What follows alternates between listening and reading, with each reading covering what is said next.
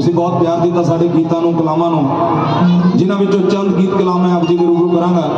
ਫਿਰ ਉਸ ਤੋਂ ਬਾਅਦ ਜਿੱਦਾਂ ਜਿੱਦਾਂ ਹੁਕਮ, ਆਪ ਜੀ ਦੇ ਹੁਕਮ ਦੇ ਵਿੱਚ ਰਹਿ ਕੇ ਆਪ ਜੀ ਦੀ ਖਿਦਮਤ ਕਰਨੀ ਹੈ। ਤੇ ਆਗਾਜ਼ ਕਰਨੇ ਆ ਇੱਕ ਪਿਆਰੀ ਜੀ ਤਾੜੀ ਨਾਲ ਸ਼ੁਰੂਆਤ ਕਰਨੀ ਚਾਹਾਂਗਾ, ਜਿੰਨੀ ਵੀ ਸੰਗਤ ਦੀ ਹੈ ਉੱਪਰ ਹੱਥ ਖੜੇ ਕਰਕੇ। Thank you.